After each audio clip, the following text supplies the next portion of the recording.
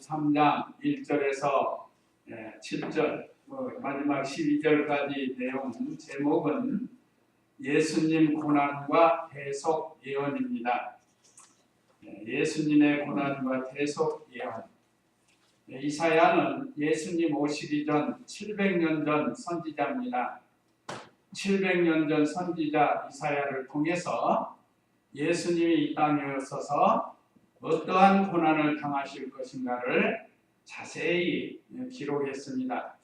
이사야서 보면 미래에 대한 예언의 말씀이 많이 이렇게 기록이 됐는데 장차 이루어질 천년 왕국에 대해서도 기록이 되어 있고 여러 면으로 이사야 선지자를 통해서 예수님이 오셔서 하실 일들을 많이 기록했습니다.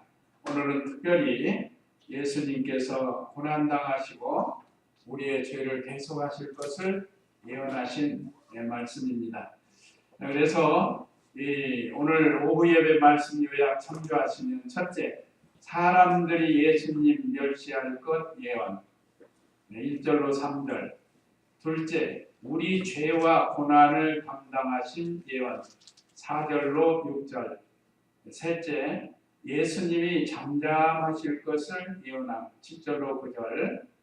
넷째, 대속의 제물이 되실 것 예언함 10절로 12절. 이런 내용으로 읽어보도록 하겠습니다. 자, 1절 읽어보세요. 우리가 전한 것을 누가 믿었느냐? 여호와의 팔이 누구에게 나타났느냐?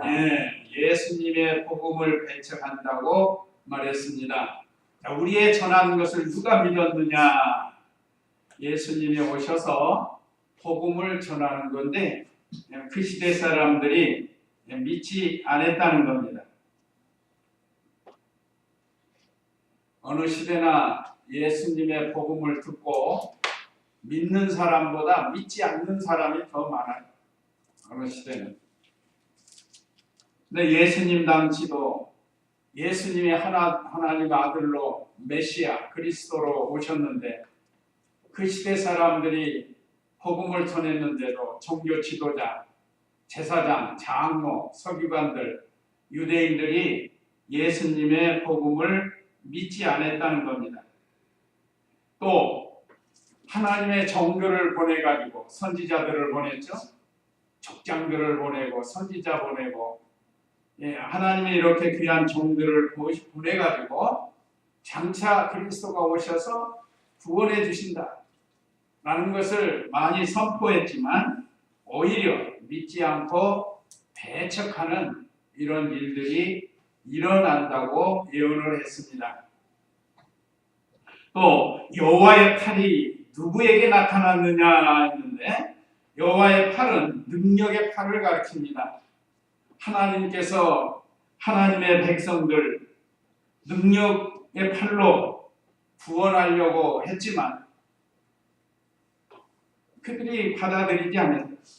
오히려 거역하고 멀리 달아나는 그 아이들 있잖아요. 아이들 키우면서 지아나 하고 이렇게 부르면서 이리 오너라. 그러면 아이가 달려오면은 좋잖아. 근데 오히려 도망간다. 그러니까 옛날 백성들이 그랬다는 거예요. 요즘도 그러네요. 요즘도 택한 백성들 중에 전도해도 달아나는 사람들이 있어요. 그 시대의 종교 지도자들, 또 장로들, 서기관들, 유대인들 하나님의 백성을 능력의 팔로 안아주려고 부르는데 자꾸 멀리 도망가는 거여가고 우리 손주 키우고 내 아들 조그만 애들 키우지만 애들 오라고 할 때 달아나면 어떠죠? 기분이 좋아요? 섭섭하잖아요. 섭섭하다고 그냥 할아버지 하고 안아주던지 엄마 하고 와서 안기던지 그러면 좋잖아요. 근데 오늘 여기 말씀해 보니까 여호와께서 능력의 팔로 자기 백성들을 구원하려고 자꾸 불렀지만 오히려 더 멀리 달아났다는 거예요. 오늘 저와 우리 성도님들도 주님이 전한 복음을 잘 듣고 여호와의 팔에 안기는 그런 생활을 하라고 우리에게 말씀을 주십니다. 그다음 2절 읽어보세요. 그는 주님 앞에서 연한 순같이 아르탕에 뿌리같이 자라서 고운 모양도 품체도 없으며 우리가 보기에 흠모할 만한 아름다운 것이 없다. 예, 예수님의 외모를 보고 멸시를 했다고 그랬습니다. 2절에 그는 주님 앞에 연한 순같이 그랬습니다. 연한 순, 사람이 볼 때 약해 보이는 거예요. 사실 연한 순 같은 건 약해요. 이제 요즘 산에 이제 올라가면 그 가시나물 들장미 같은 것들 연하게 올라와요. 연하게 올라오는 건 턱 꺾으면 탁 꺾여요. 그래서 그 가시 조금 이렇게 따고 씹어 먹으면 달짝지근하게 먹을 수 있어요. 연하니까. 근데 이게 좀 자라면요 억세가지고, 얼마 전에도 산에 가시나무 있길래 그거 좀 탁 꺾다가 가시가 오히려 여기를 콕 찔러가지고 나를 아프게 하더라고요. 연하지 못한 거예요. 여기 연하지 못한 건 교만하고 강팍한 것을 가르칩니다. 그러나 우리 예수님은 연한 순같아요. 이게 사람들이 무시하는 거예요. 요즘도 순진하고 착한 사람들을 사람들이 무시하는 경우가 있잖아요. 약하게 보고. 그러나 사람들이 볼 때는 약하게 보이지만 우리 예수님은 부드러운 순같이, 연한 순같이 이 부드럽게 생명의 역사를 해나가시는 그런 주님이시죠. 예수님은 온유하고 겸손하게 생명의 이 운동, 구원 운동을 해나가신 분이십니다. 강압적으로 하시는 분이 아니에요. 언제나 온유하고 겸손하게 예수님은 이 생명운동, 구원운동 이루어 나가십니다. 우리도 예수님을 배워서 온유하고 겸손해야 됩니다. 특별히 우리는 하나님 말씀 앞에 온유해야 된다는 것을 우리에게 가르쳐줍니다. 성경에 온유로 인정받은 사람 있죠? 하나님 앞에. 모세예요, 모세. 모세는 온유가 승한 사람이라고 했습니다. 참 하나님이 시키는 일들을 온유하게 잘 감당을 한 것을 우리가 말씀을 통해서 배울 수 있습니다. 온유한 것이 더 오래 간다고 그랬죠? 우리 그 이 목사님 강의서나 보면 소 뿔하고 귀하고 있는데, 소 뿔하고 귀하고 귀 부러지는 사람은 손은 없어도 부러진 손은 있다고 그랬다. 뿔은 강하지만 꺾어진다. 그러니까 온유가 승하는 거예요. 온유로 이기는 겁니다.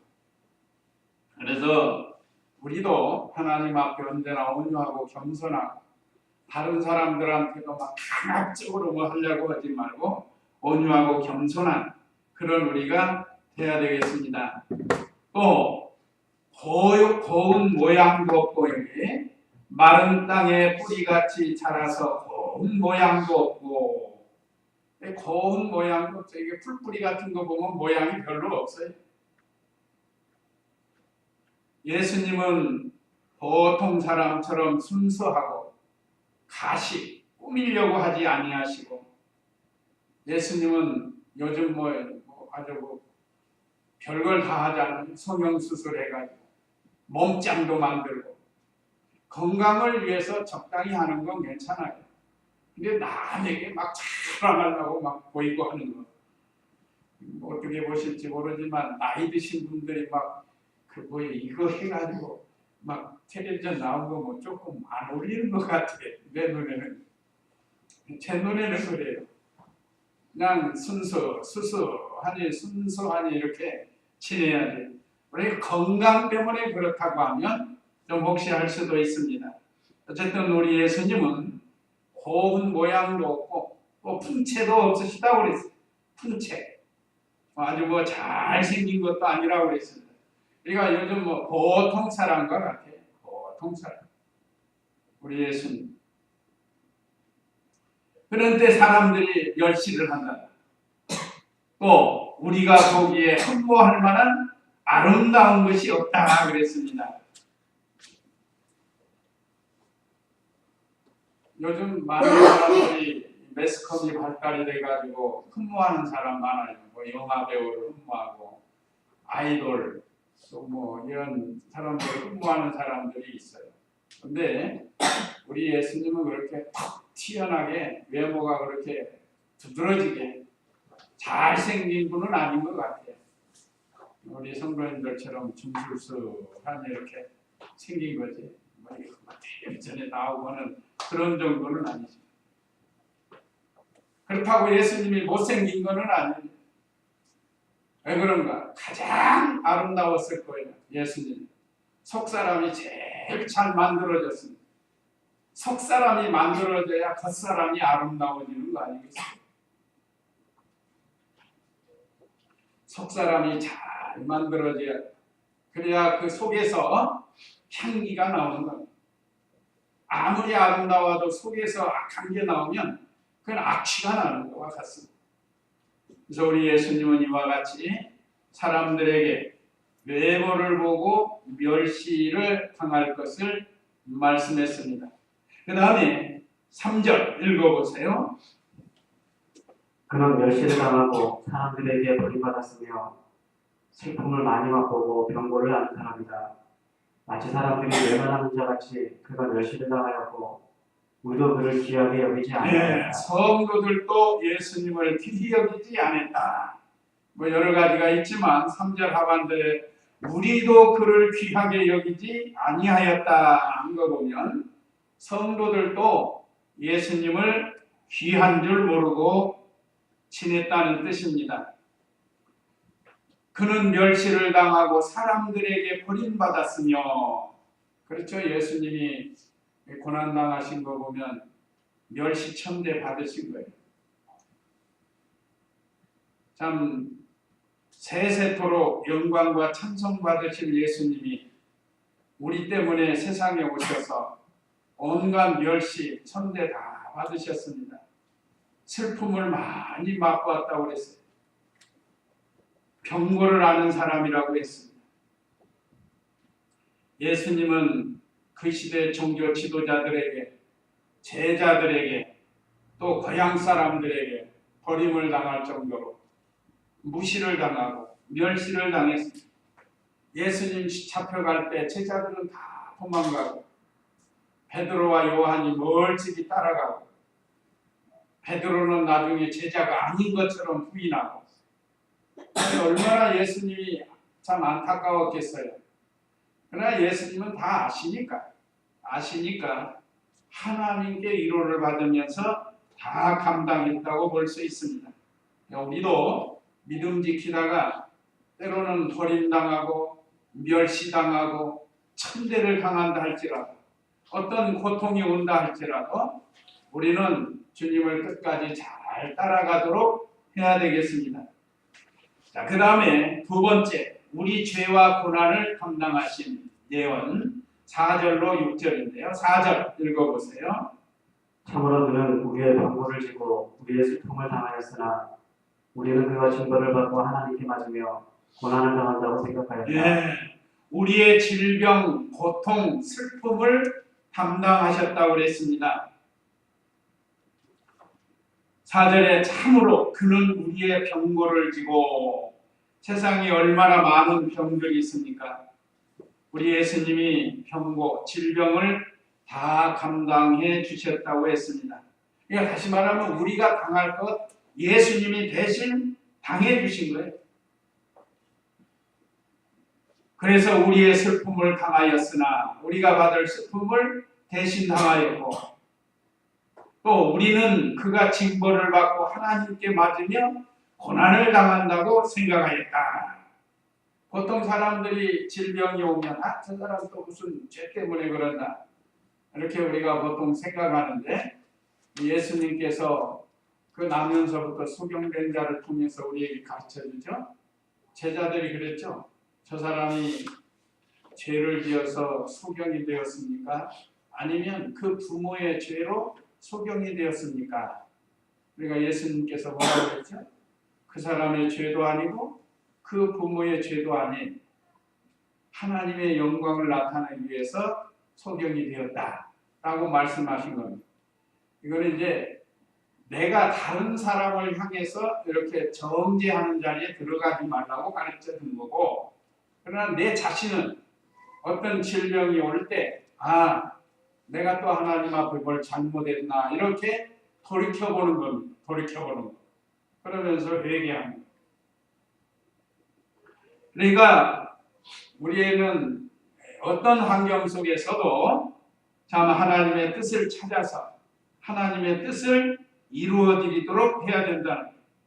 예수님께서도 징벌을 받는다. 하나님께 그게 왜 맞는 거다. 이렇게 그 시대 사람들이 말을 했는데 우리는 그렇게 하지 말라는 거예요. 그래서 우리 성도들이 혹시 어떤 연약하고 어려움 당할 때 가서 잘 위로해주고 소망을 주고 그렇게 해야 됩니다. 그 다음에 5절 읽어보세요. 그가 찔린 것은 우리의 허물 때문이며 그가 상처를 받은 것은 우리의 죄악 때문이다.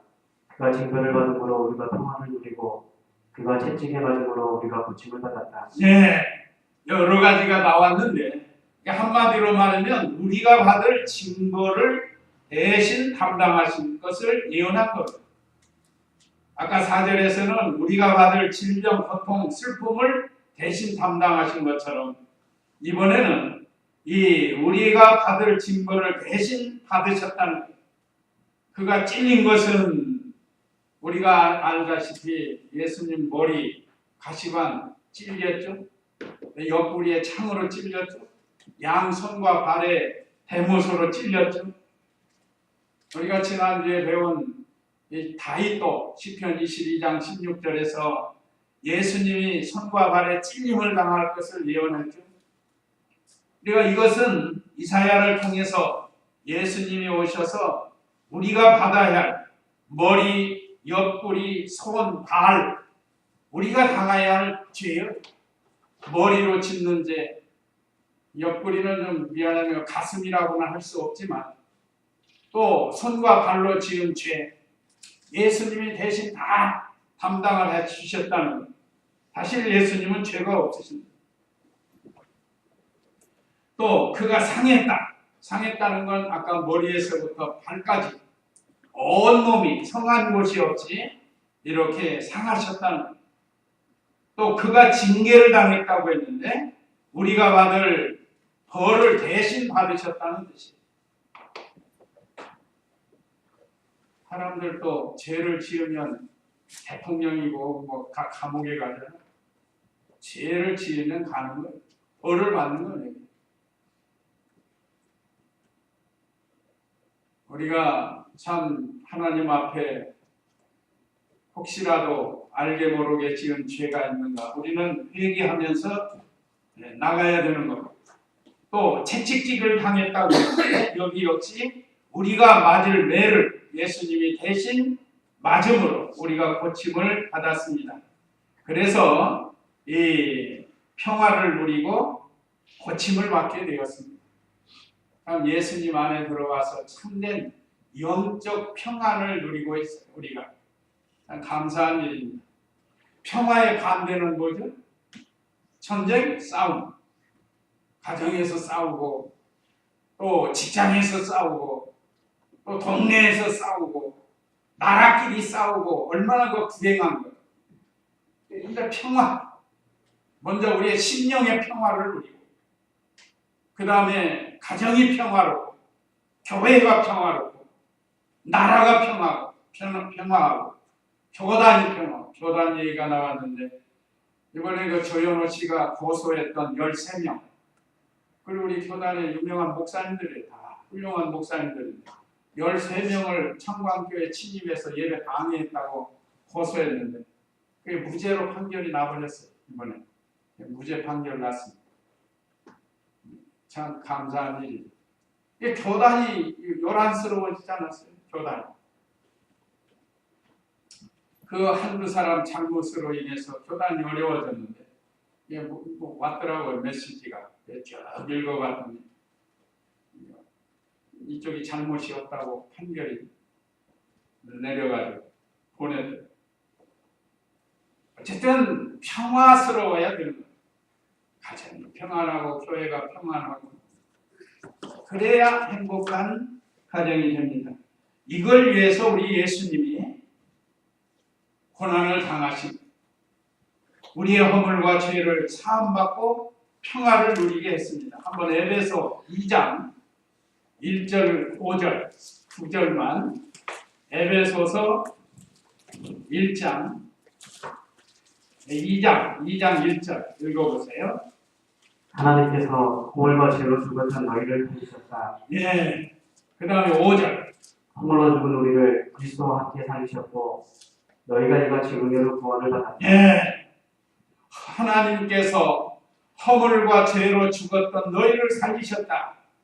우리의 영이 다 허물과 죄로 죽었는데 말씀과 성령으로 하나님께서 살려주셨다. 그래서 5절에 허물로 죽은 우리를 그리스도와 함께 살리셨고 너희가 이같이 은혜로 구원을 받았다. 구원받는 건 예수님을 통해서 우리의 허물과 죄를 사함받아야 구원을 얻는 겁니다. 그래서 하나님과 화평하게 된 거예요.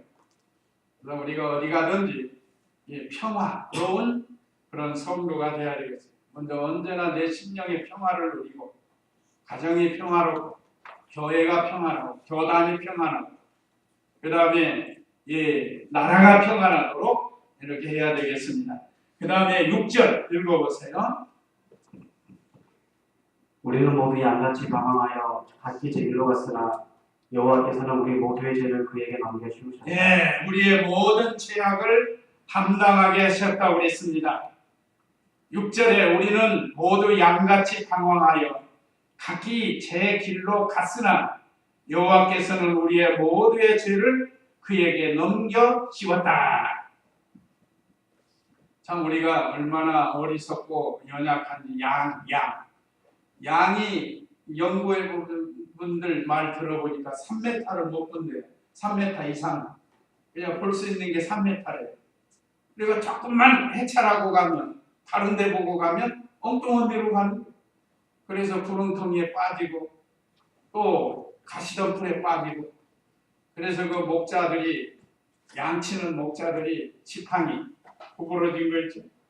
구덩이에 빠진 거 그걸로 이렇게 여기를 이렇게 싸가지고 이렇게 건지고 그런데 또 일이나 늑대가 오면 막대기로 막고 여호와는 나의 목자시니 한 것도 바로 그겁니다. 우리가 양이에요. 양.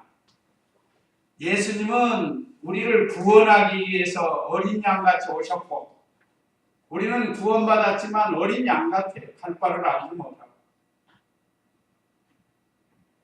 그래서 여기 우리는 모두 양같이 방황하여 각기 제 길로 갔으나 여호와께서는 우리의 모두의 죄를 그에게 넘겨 씌웠다. 우리가 멸망당하여야 마땅한데 대신 예수님이 짊어지셨다는 것.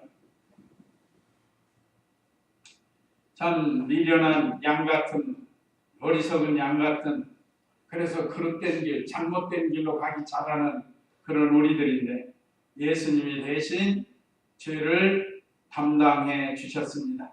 참 감사한 것. 그 다음에 7절로 9절은 예수님이 잠잠하실 것을 예언했습니다.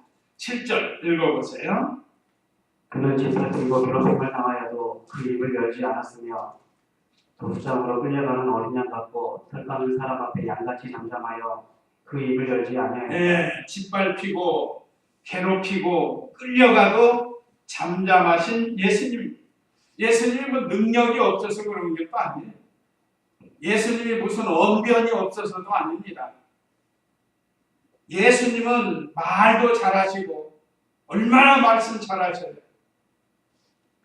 12살 때부터 성전에서 묵히고 하고 가르치기도 했다고 그랬지 않았어요? 얼마나 말을 잘하시는지 몰라요. 그런데도 원수들이 심한 욕설, 모욕, 망신 주고 창피를 당하게 하고 그래도 잠잠하게 마치 도수장에 끌려가는 양처럼, 털 깎이는 양처럼 잠잠했다. 양들이 털 깎을 때 잠잠하다고 그래요. 그 털을 키워가지고 그 털로 옷을 만들고 하잖아요. 우리 예수님은 이렇게 도수장에 끌려가는 양처럼 잠잠히 사명을 잘 감당하실 것을 예언했는데 이 예언대로 예수님은 다 이루셨습니다. 그러니까 예수님이 우리의 모본이신데 우리도 주님의 일을 할 때 때로는 엉뚱하지도 않는 이야기를 들을 때가 있고 또 오해해서 어떤 이야기를 들을 수도 있고 그럴 때 우리도 예수님을 배워서 잠잠하는 거예요. 잠잠. 뭐 일이 없어서 말 못하는 게 아니고 몰라서 말 못하는 게 아니고 참 우리 예수님은 이렇게 언제나 잠잠히 끌려가실 것을 예언했는데 예언대로 다 감당했습니다. 베드로전서에서도 이 말씀 비슷하게 기록이 됐는데 베드로전서 2장 21절부터 한번 읽어보세요. 21절 조금 해석해서 기록이 됐는데 베드로전서 2장 21절 너희가 이것을 위하여 부르심을 받았으니 이는 그리스도께서도 너희를 위하여 고난을 받으시고 너희에게 벌을 끼쳐 그분의 발자취를 따르게 하셨기 때문이다. 그분은 죄를 짓지 않으셨고 그분의 입에는 거짓이 없으셨으며 그분은 모욕을 당하셨으나 모욕을 받지 않으셨고 고난을 당하셨으나 위협하지 않으셨으며 공의롭게 심판하시는 분께 맡기셨다.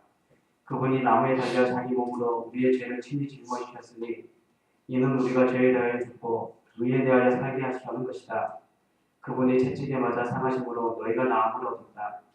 너희가 전에는 양과 같이 길을 잃었으나 이제는 너희 영혼의 목자와 감독이 되신 분께 돌아왔다. 네, 여기는 해석을 좀 해서 나온 거예요. 베드로를 통해서.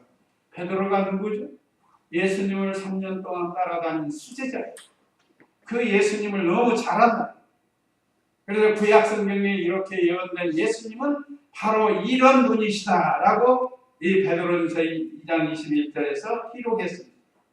너희가 이것을 위하여 부르심을 받았으니 이는 그리스도께서 너희를 위하여 고난을 받으시고 너희에게 본을 끼쳐 그분의 발자취를 따르게 하셨기 때문이다. 그러니까 우리가 예수님을 배워서 예수님의 발자취를 따라가야 돼요. 그분은 죄를 짓지 않으셨고 죄는 무서운 거고 죄는 더러운 거고 죄는 수치스러운 것인 것을 요즘 매스컴을 통해서 우리가 알 수 있어요. 죄 지으면 수치스러운 거고 또 더러운 거예요. 그걸 이기지 못해 자살하는 사람들도 있잖아요. 그러나 우리 예수님은 죄를 짓지 않으셨고 그분의 일에는 거짓이 없으셨으며 입술로 거짓을 말하는 사람 그분은 모욕을 당하셨으나 모욕으로 갚지 않으시고 고난을 당하셨으나 위협하지 않으셨으며 공의롭게 심판하시는 분께 맡기셨다. 하나님께 맡긴 거예요. 우리도 어떤 사건, 어떤 문제가 생길 때 하나님께 맡기는 생활을 해요. 하나님의 절대 주권을 믿고 그분이 나무에 달려 자기 몸으로 우리 죄를 친히 짊어지셨으니 이는 우리가 죄에 대하여 죽고 의에 대해서 살게 하시려는 것이다. 예수님이 십자가에 죽어주신 것은 죄에 대해서 우리가 죽고 의에 대해서는 살게 하시려고 예수님이 십자가에 지셨다는 그분이 채찍에 맞아 상하심으로 너희가 나음을 얻었다. 대신 맞아 주셨다. 너희가 전에는 양과 같이 길을 잃었으나 이제는 너희 영혼의 목자와 감독이 되신 분께 돌아왔다. 우리가 예수님께 돌아온 거예요. 그러니까 예수님은 우리의 모본이 되신. 그 다음에 8절 읽어보세요. 그가 잡혀가 감금당하고 판결을 받았으니 그 세대 중에 누가 생각하기를 그가 산자의 땅에서 끊어지면 마땅히 형벌을 받을 내 백성의 죄악 때문이다 하였겠느냐. 네, 감금과 재판을 받아도 잠잠하셨다 그랬습니다.